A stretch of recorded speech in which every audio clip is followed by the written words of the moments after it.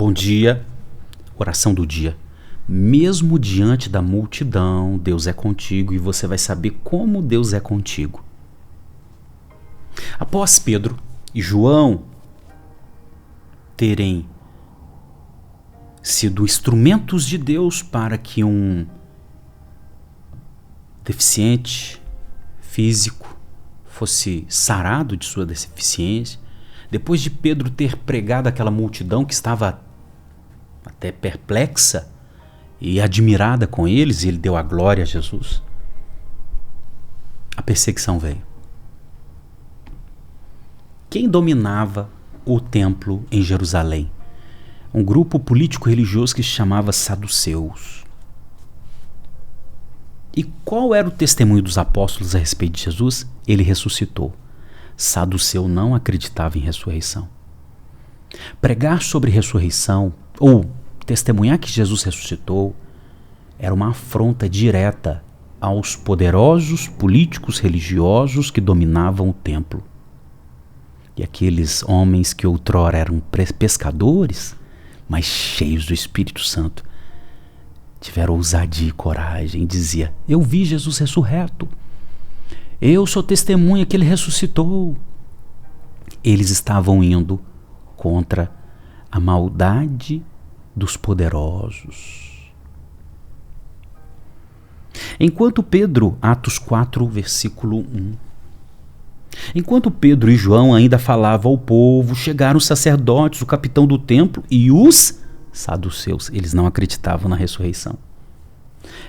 Eles estavam ressentidos porque os apóstolos estavam ensinando o povo e anunciando em que Jesus ressuscitou dentre os mortos.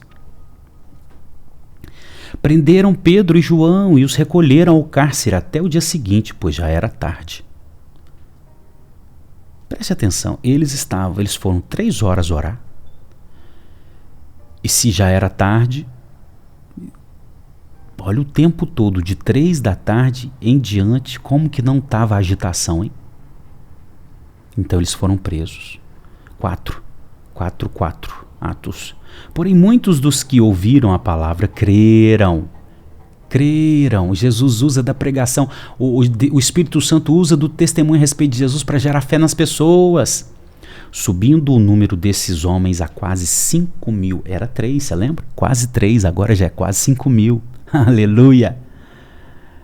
5. No dia seguinte, as autoridades, os anciãos e os escribas se reuniram em Jerusalém com o sumo sacerdote Anás, com Caifás, aqueles que crucificaram Jesus, João, Alexandre e todos os que eram da linhagem do sumo sacerdote. Estava lá todo o ninho de rato.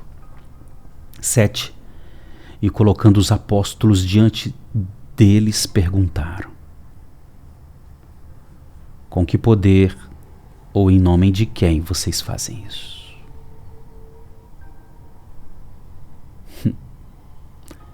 Quem deu autorização? Se nós somos as autoridades desse povo, se Deus fala com esse povo através de nós, se nós fomos constituídos como autoridade, se existe uma instituição divina aqui que é o templo, se existe instituição divina aqui que é o sumo sacerdote, se existe toda uma estrutura divina aqui na terra, vocês estão fazendo isso em nome de quem? Com que autorização?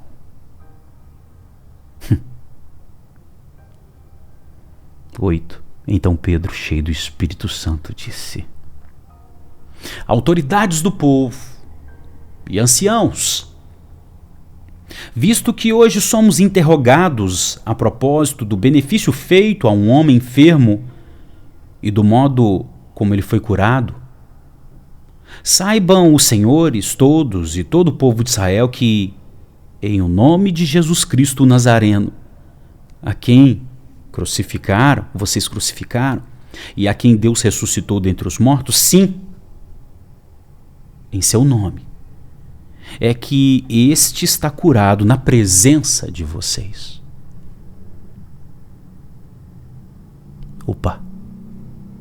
Deus usou de um modo que não foi pelas instituições constituídas.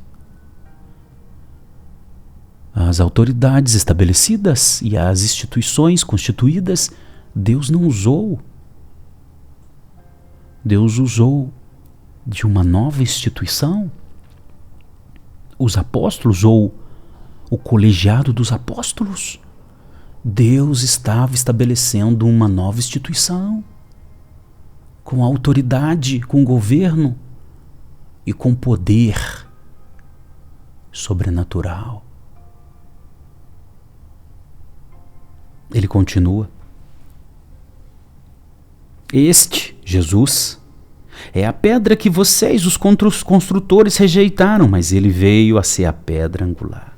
Vocês rejeitaram a pedra principal da construção, mas ele veio com a pedra principal.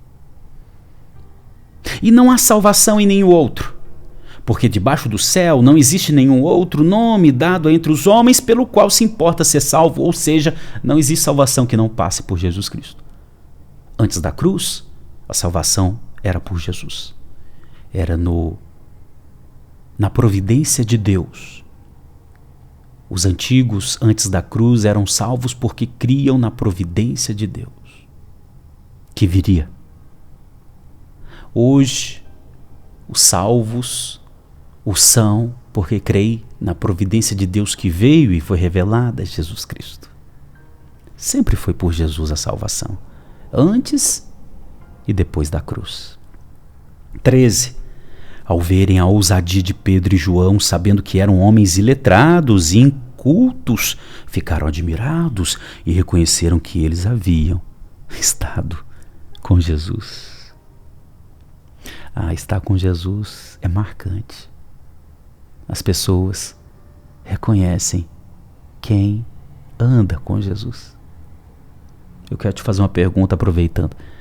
As pessoas, ao olhar para você, reconhecem que você anda com Jesus? 14. Vendo que o homem que havia sido curado estava com eles, nada tinham a dizer em contrário. E mandando-o sair do sinédrio, discutiram entre si, dizendo: que faremos com estes homens? Pois todos os moradores de Jerusalém sabem que um sinal notório foi feito por eles e não podemos negar.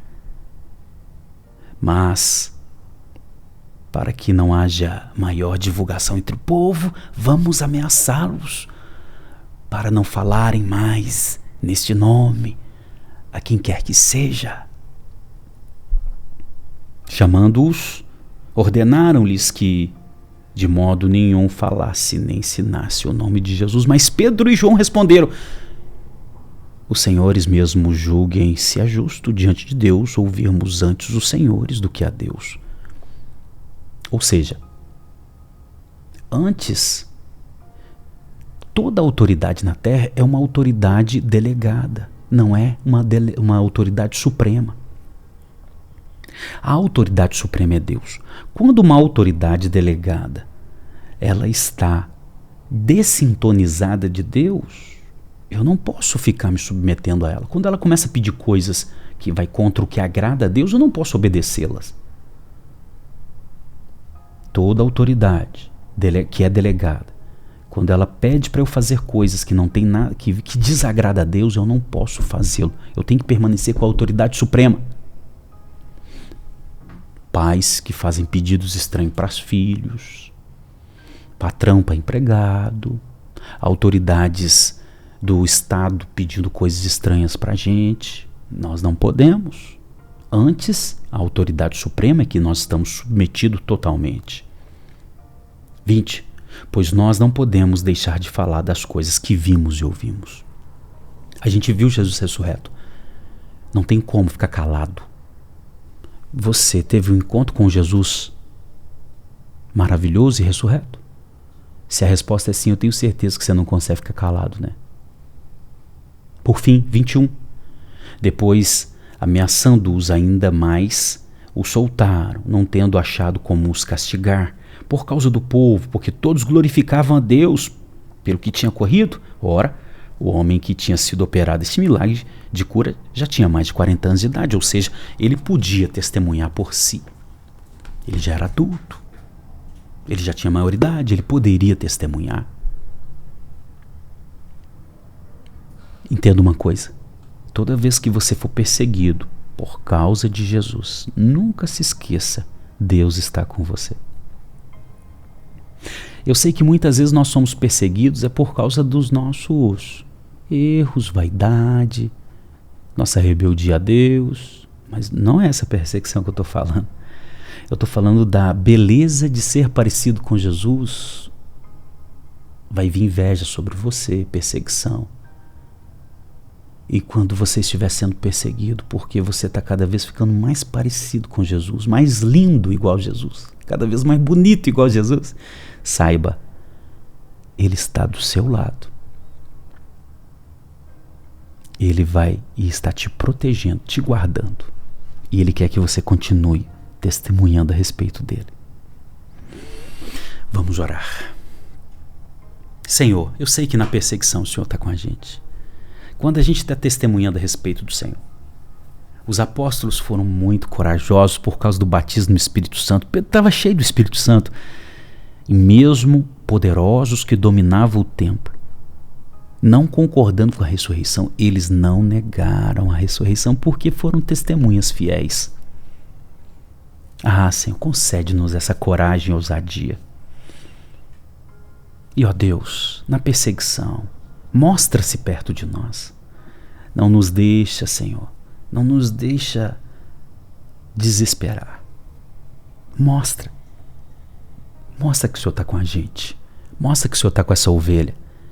E cada vez mais essa ovelha se pareça com o Senhor, cheia do Espírito Santo.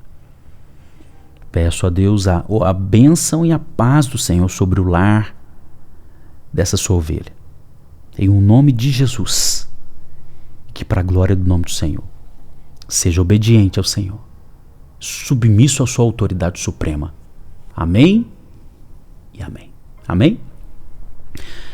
O que Deus falou com você através de Atos, o capítulo 4, do versículo 1 ao 22? Escreve aí nos comentários, não deixa de escrever não. Você nos abençoa.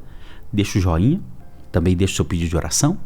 Compartilhe com quem você ama, nos grupos, no status, stories.